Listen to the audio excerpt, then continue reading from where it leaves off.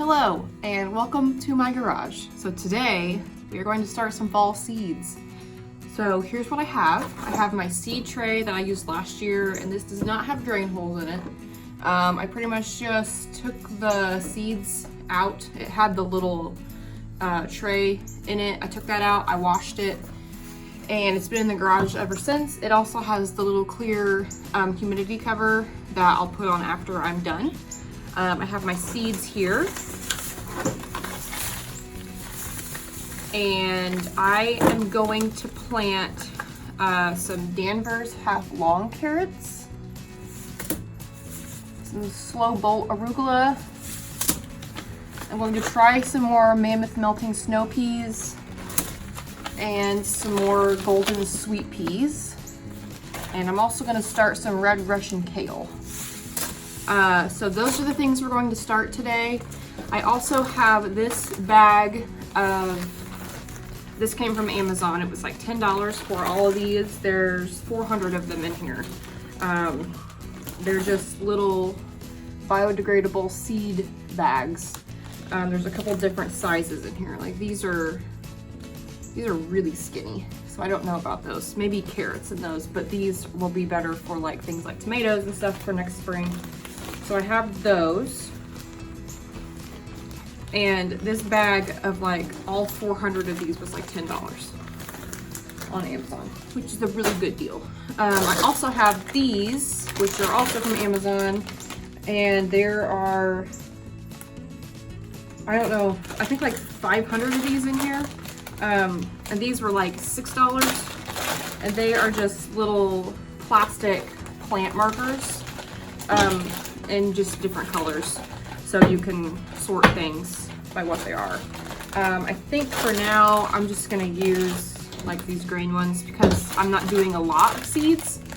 But yeah, those, they're just plastic little stakes, and you can just write on them with a Sharpie and then put them in your little seed starts. So then over here I have a container of potting mix, and I'm just going to use like a spoon to fill the seed bags because they are not very big, and I thought a shovel would just be super messy. So I think what I'm going to start with, and actually I may put peas in these little tiny ones because I'll just put 1 pea per bag and then see what happens. So basically these are just little mesh bags. So here's what they look like. And all I'm gonna do is turn them inside out so they actually have like a more flat bottom because they're just sealed at the bottom. So now it kind of has like an actual bottom to it. And yeah, these are actually bigger than I thought. So that's good. Maybe I'll just use these. I don't know, we'll see. I've never used these before, so this is all gonna be completely new to me in terms of using these little seed bags. Last year, I just used the little insert that came in this, or this spring. It wasn't last year, it was this spring. And that worked out fine, but I was kind of stuck with, you know, the number of spots that insert had, and I think it was like 36. And I actually ended up planting more than that. I planted more seeds than that. So I had to do multiple rounds of seed starting. So basically all I'm gonna do is just put them in here like this, and they stand up. Look at that. So before I do that, I'm gonna plant something in here. And I'm gonna start with peas. So I'm just gonna take one of these. And they're pretty thick. They're not like super thin. I was looking for something last season. I just used like plastic silverware. Like I used plastic knives and I just cut them in half and wrote on both ends because that's what I had. I had a bunch of plastic knives laying around, and so that's what I used. But I think these are gonna work better, especially for springtime when I'm planting a bunch of different varieties of seeds. I can do tomatoes one color, peppers one color, you know, because I'm going to have probably, right now I'm looking at like 10 different varieties of tomatoes. I may add a few more also. So we'll see. So I'm gonna do golden sweet peas.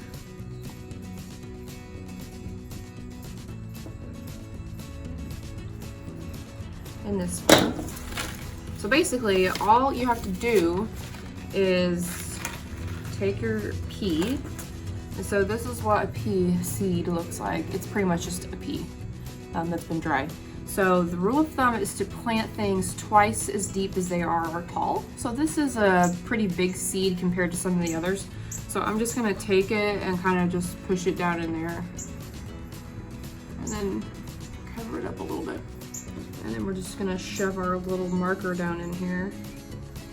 And then there we go. So I am going to do these in rows. And that, there is a huge grasshopper in my garage. That just scared me.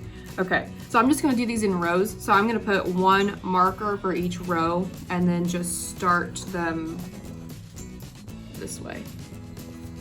That's what I'm gonna do. That's what I did in the spring, and that seemed to work out pretty well for me. So I'm just gonna, and these aren't like, some of them aren't open at the top. You kind of have to open them up, but literally for $10 for like 400 of them, I think that's okay. And this is potting mix that I've had since the springtime. It's not seed starter. I decided just to go straight for the potting mix this time instead of using seed starter and then having to repot everything in potting mix. I was like, I'm just gonna go straight for potting mix. I don't know, that might not be the best idea, but that's what I'm gonna do. So let's talk about the weather. So obviously the weather is a big factor in starting your seeds, especially for fall, because you're basically racing against the weather in terms of frost. Now, in Indiana, I'm in zone 6A. Our average first frost date, and actually there's, if you just Google average first frost date, I think it's garden.org maybe, has a thing where you put in your zip code and it gives you your average first frost date, which is super helpful. So mine is actually October 16th, and today is October 6th. I just spilled dirt everywhere. So I'm racing against the clock here in terms of planting this stuff. But I am hoping that since it's been so hot lately and the weather just cooled off, literally Friday, 2 days ago, was the first day it was not at least 80 degrees. Which is crazy because usually by the end of September, it is not like that. And so it's been ridiculous. And the same thing happened in the spring, but opposite. So I can't remember if I was doing YouTube at that point. I think I was still just doing Instagram videos. But I did not get my garden planted until the end of May, beginning of June. My spring and summer garden, which is crazy. Usually my rule of thumb here, and this is just something my grandpa has always told me, is to plant everything Mother's Day weekend. I don't know why, but that's what he always says. And honestly, Mother's Day weekend, it's usually the perfect temperature to plant, so I usually don't have a problem. But this year, it was cold. It was cold, and rainy, and I didn't get to plant everything until the end of May or the beginning of June. So really, it's only been 4 months since I planted everything out there in the garden. And so I'm hoping that since that happened in the spring, that the fall will be similar in that it'll stay a little bit warmer longer. And I don't need it to be hot, I just need it to not frost. I have my little zucchini out there already, and that was a direct sow. And he is growing, but I I'm thinking I may, depending on how the weather goes and how the frost schedule looks, I may look into covering him at night, because I really would like to get a couple zucchini, even if it's just a couple is fine, but I'd really like to get some zucchini. And if I need to do that with some of the rest of this stuff, I will. Now the kale and arugula, this is called slow bolt arugula. I got it from My Gardener. This says spring plantings are most desirable, but I'm gonna try it in the fall. There's 400 seeds in here, so if it doesn't work out, it's not the end of the world. This red Russian kale does better, it tastes better when it has a light frost. So I am hoping that this will still come up. It says plant in late July and August for fall and winter harvest. And it's October 6th right now, so I don't know, we'll see. So I planted 5 of these golden sweet peas, and I'm gonna move on to mammoth melting snow peas.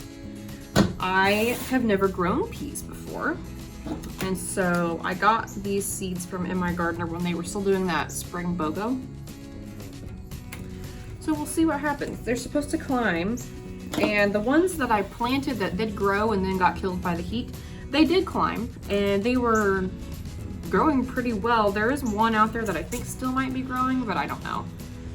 So I guess we'll just see what happens. I'm gonna get these babies planted. So yeah, all I'm doing is just turning these little bags inside out like that, so they have a little bit of a flatter bottom. I'm just filling them up.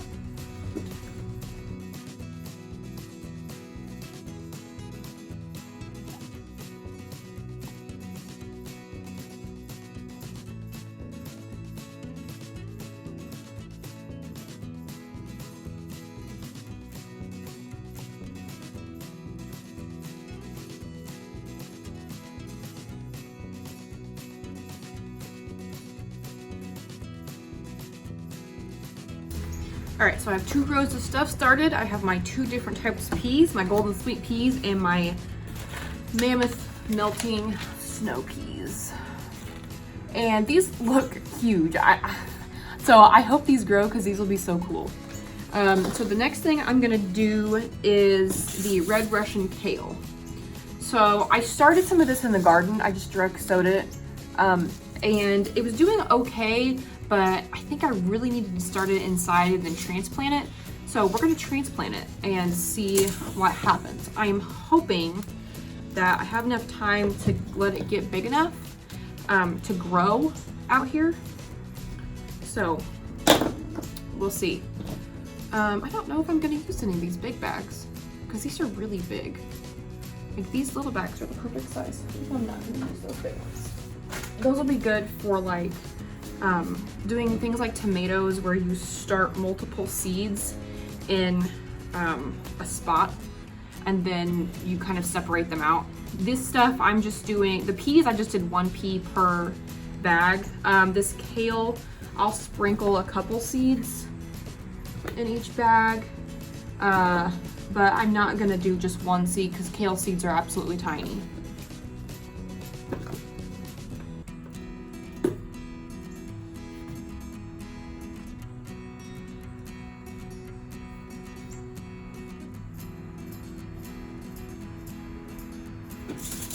So for reference, I showed you what the pea seeds look like.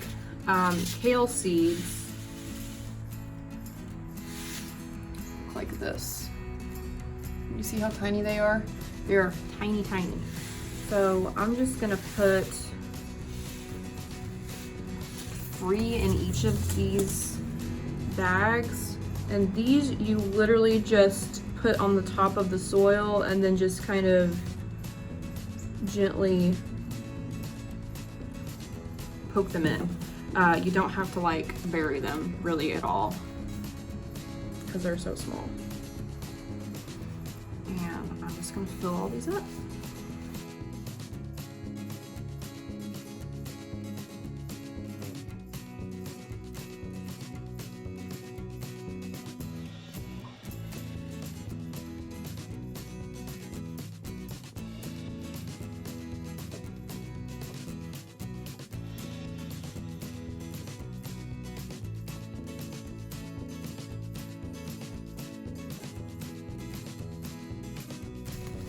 So next up is this slow bolt arugula. And it says it's better in the spring, but we're gonna try it in the fall and just see what happens. If you watched my video from Friday, I did message my local nursery and ask if they had any fall plant starts, and they said no. So I'm probably not gonna get any spinach for the fall, but I will hopefully have arugula and kale.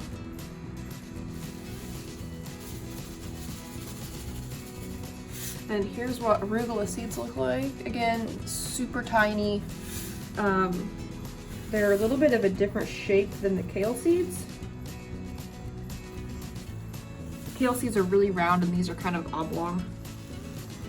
So again, I'm just gonna put like 3 or 4 seeds in each little bag and see what happens.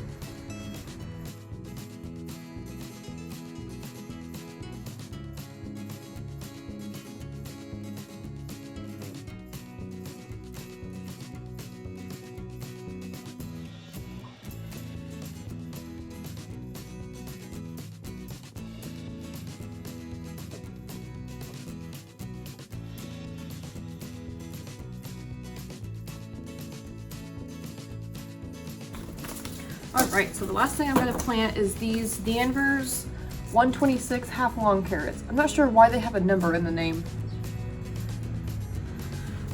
These are from Baker Creek. I bought a few things of seeds from Baker Creek when they were doing their hurricane fundraising. And this is an old 19th century heirloom variety. It was improved in the 1940s. It's an old standard American garden carrot, adaptable and dependable. Thick 7-inch roots have good flavor, productive.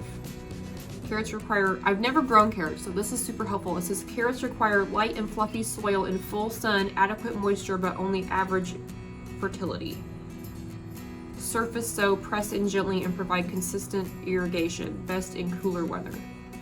Okay, so maybe I won't start these. It says just surface sow, so maybe I'll just direct sow these. So I'm also going to direct sow some radishes. And I think what I'm gonna do is I'm gonna direct sow these carrots and the radishes back. Oh, there's a lot in here. This is what carrot seeds look like. Very small.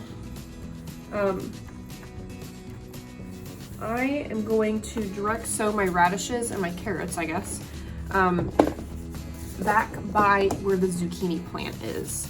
That's, I think, where I'm gonna put them because I have a lot of space out there. It's very open, and I can just kind of till up the soil and get it nice and loose because I think that radishes, let me grab some radishes here. Okay, so these are the sparkler white tip radishes. And these grow like to like harvest in, it says 20 to 50 days, but usually it's like 3 weeks, which is crazy. Enriched with the vegetable food and organic matter. Make successive plantings every 2 weeks, except during hot weather. Okay, pull when young and tender. All right. So I have my seeds planted, and you'll see they only fill up like half my seed tray.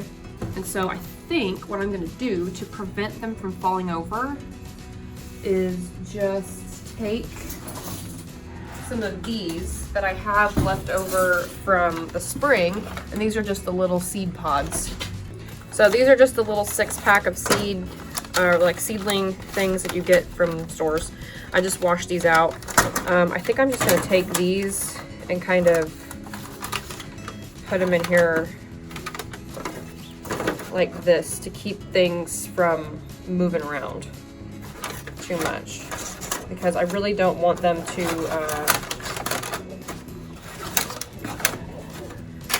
fall over, because you can actually water these from the base. So then I have my lid here, and then all I have to do is put the lid on. Okay, so welcome to my indoor seed starting area. Ignore this mess over here. But this is just a 3-shelf wire shelf. I got this at Aldi for like $15. Here's our seed tray. I actually moved everything into the middle and put these on each side because underneath here is a heat mat. I got a pack of 2 of these heat mats on Amazon for like 20 bucks.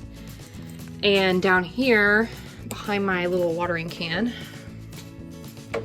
is my grow light. Now, all I have to do over here is turn on this search strip, and here's my light. So this is just like a $12 LED shop light from Menards. It just plugs in, and it has like a little chain on it. So I'm actually going to turn that off because I don't need that yet. Up here is my seed tray. So the only thing I have to do is add water.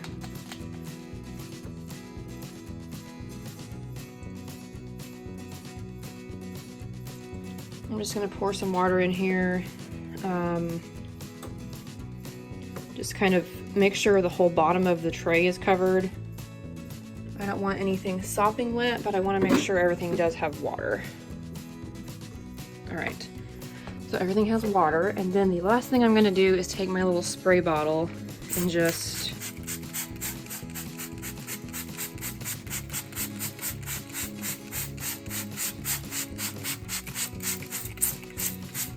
moisten the top of everybody. And then we're just going to put the lid back on.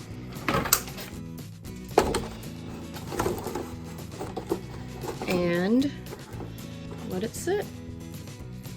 So this heat mat's on. It's not necessarily warm yet, but it will get warm. And so in a few days, we'll have some little plants. So that's how I started my seeds for the fall. I'll keep you updated on what's happening down there. And today is going to be a big garden clean out day for me. So I'll be sure to share that as well. So look forward to that video. And thanks for watching, and I'll see you in the next one.